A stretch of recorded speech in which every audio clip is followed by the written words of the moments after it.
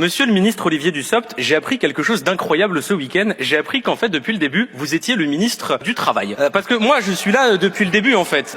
J'apprends comme vous, et depuis le début, je vous ai seulement vu faire la réforme des retraites, 15 milliards d'euros d'économie, la réforme de l'assurance chômage, 2,5 milliards d'euros d'économie. Là, vous nous proposez la loi France Travail qui va massivement radier les gens qui sont au RSA. Alors, on ne sait pas combien est-ce que d'économies vous allez réaliser, mais monsieur Dussopt, continuez de croire en vos rêves et vous atteindrez les 20 milliards d'euros d'économies qui rendront Emmanuel Macron très fier de vous. Mais alors voilà, j'ai été très surpris d'apprendre que vous n'étiez pas le ministre chargé de réaliser des économies sur le dos des gens qui galèrent, mais le ministre du Travail, du plein emploi et de l'insertion. 3 mots pour lesquels on préférerait ne pas avoir un banquier d'affaires à la tête de l'Élysée. Alors, je sais que ça vous choque quand on dit banquier d'affaires à la tête de l'Élysée. Et moi, Macron, je lui reproche pas d'être banquier, je lui reproche de mener une politique de banquier pour la France. Une start-up nation dans laquelle vous avez 5 millions de personnes qui sont au chômage, les restos du cœur en faillite, 9 millions de personnes qui ne mangent pas à leur faim et 300 000 personnes dans la rue. Je lui reproche de diriger la France comme une banque qui non seulement rémunère mal ses salariés, mais même pire, leur vole de l'argent. Mes chers collègues, depuis la crise de 2008, c'est-à-dire en 15 ans, les salaires ont augmenté de 13%. Les prix, eux, ont augmenté de 23%. Cela veut dire que depuis 15 ans, chaque année pour les Français, leur salaire par rapport au prix baisse. Et l'inflation d'aujourd'hui montre que vous n'êtes pas capable d'endiguer la situation. Alors on peut réfléchir, où s'en va l'argent des Français? Si vous demandez aux 88 neurones du Rassemblement National et à leur 89e Gérald Darmanin, ils vous répondront que tout est de la faute des étrangers. Mais si jamais vous avez un peu de rigueur et vous suivez les chiffres, vous observez que depuis 15 ans, les revenus des milliardaires n'ont pas augmenté de 13%, ils n'ont pas augmenté de 23%, ils ont augmenté de 270%. Depuis 15 ans, les salaires des Français baissent, les revenus des milliardaires augmentent, cherchez l'erreur. Depuis 15 ans, la part de la rémunération du travail a baissé de 5%, la part de la rémunération du capital a augmenté de 5%, cherchez l'erreur. L'abbé Pierre disait, la politique, c'est choisir à qui on va prendre le fric et à qui on va le donner. Eh bien, notre banquier d'affaires de président de la République a choisi de prendre l'argent dans la poche des Français pour la mettre dans la poche des milliardaires. Et si ce n'était que ça, monsieur le ministre du Travail, et si ce n'était que le salaire le problème, mais malheureusement la Startup Nation, elle empire aussi les conditions de travail. Et pour vous donner un exemple, je vais vous parler de la sous-traitance. Pour ceux qui ne savent pas ce qu'est la sous-traitance, c'est un peu comme le gouvernement avec McKinsey. Une entreprise vient vous voir et elle vous dit je peux faire le travail en moins cher, donc en moins bien et surtout en exploitant les salariés. Quoique, avec McKinsey, quand vous leur avez donné 1 million d'euros pour des PowerPoint, c'était une politique salariale très généreuse. Laissez-moi vous parler de mon meilleur ami Lilian, qui lui travaille dans la sous-traitance à l'aéroport d'Orly. Eh bien Lilian, il travaille de nuit pour seulement 4% d'augmentation. Est-ce que vous le feriez, vous? Désorganiser votre vie, travailler de nuit pour seulement 4% d'augmentation? C'est une question que j'aurais pu poser au ministre du Travail. Malheureusement, il est trop occupé, premièrement, à ne pas écouter, deuxièmement, à réaliser des économies et surtout, troisièmement, à lui-même faire de la sous-traitance. Parce que, monsieur Dussopt, à l'aéroport d'Orly, le PDG d'Air France a annoncé qu'il allait délocaliser les emplois à l'aéroport Roissy-Charles de Gaulle. 1000 salariés sont concernés. Alors,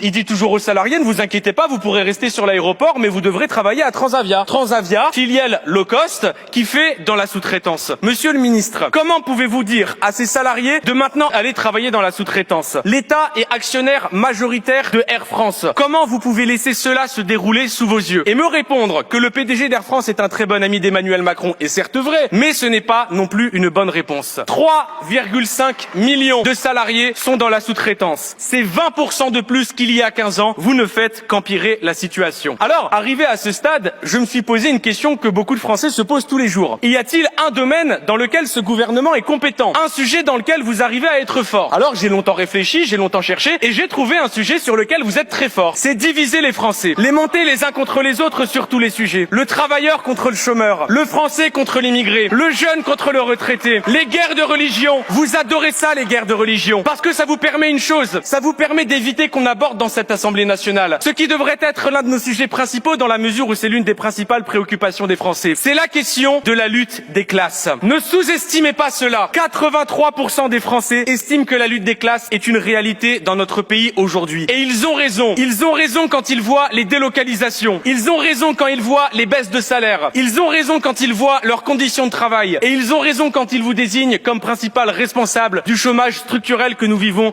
dans notre pays. Ne croyez pas que les Français sont d'accord avec ce que vous racontez sur les chômeurs et les gens au RSA. Tout le monde comprend que vous cherchez à monter les Français les uns contre les autres. Tout le monde sait qu'un RSA de confort, ça n'existe pas. Vivre avec 600 € en période d'inflation, ce n'est pas du confort. Tout le monde sait que le chômage de confort, ça n'existe pas. D'ailleurs, les 3/4 des chômeurs ne sont même pas indemnisés et vous devriez vous poser la question. Pourquoi est-ce que des chômeurs qui ne sont même pas indemnisés refusent des emplois? Mais la réponse, elle est très simple. c'est parce qu'on aimerait bien vous y voir, vous. On aimerait bien vous y voir, vous, monsieur le ministre du Travail, travailler dans la restauration, métier en tension, à rester debout 15 heures par jour, avec des clients qui vous parlent mal, des pauses où vous galérez dans le transport, dans la bagnole, pour 1 383 € par mois. On aimerait bien vous y voir, vous. Et en attendant de vous y voir, en attendant de vous voir vous intéresser à ces Français, sachez que dire qu'il suffit de traverser la rue pour trouver du boulot est une phrase inacceptable qu'un président de la République ne devrait jamais prononcer. Certainement pas dans un pays où il y a seulement 350 000 emplois disponibles pour 5 millions de personnes privées d'emploi. Ce sont les chiffres de votre ministère, monsieur le ministre. Le problème du chômage, c'est la question de la pénurie d'emplois. Raconter aux Français que ce sont les gens au chômage, au RSA qui nous coûtent cher, c'est un mensonge, une escroquerie. Et vous le savez très bien, parce que vous vous gardez bien de dire qu'à l'origine, dans le processus, les très grandes entreprises devaient contribuer. Et qu'aujourd'hui,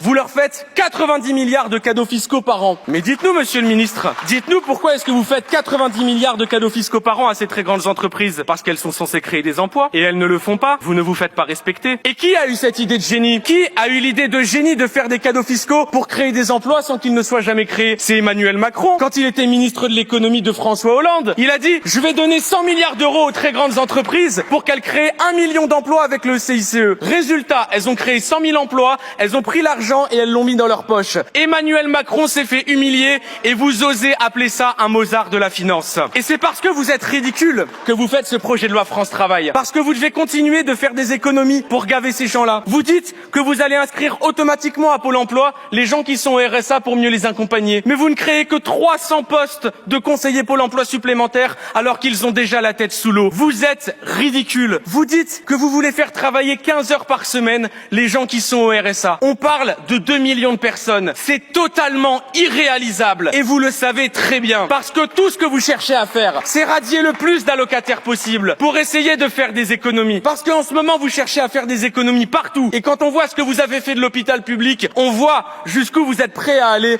pour faire des économies. Mes chers collègues, je terminerai en vous posant une question simple, très simple. Ces gens qui sont au RSA, une fois que vous les aurez radiés, une fois que vous les aurez privés de revenus, ils vont devenir quoi? Ils vont devenir quoi? Si ce n'est des noms supplémentaires qui s'ajouteront à la longue liste des 300 000 personnes qui dorment à la rue aujourd'hui. Mes chers collègues, pensez-y. Dans cette Assemblée nationale, nous votons pour 70 millions de personnes. Nos actes ont des conséquences. Nos votes ont des conséquences. Devant vous, vous avez les boutons qui vous permettent de voter pour ou contre cette loi. Ici, vous avez le cœur qui est censé vous aider à réfléchir. Si vous votez cette loi, des gens dormiront à la rue. Alors, mes chers collègues, si par malheur vous étiez amenés à voter cette loi, si par inconscience vous étiez amenés à voter cette loi, les Français se souviendront de ces mots de l'abbé Pierre qui disait que les hommes politiques comme vous ne connaissent la misère du peuple que par les statistiques et que malheureusement pour le peuple, vous ne pleurez jamais devant les chiffres. Ne votez pas cette loi.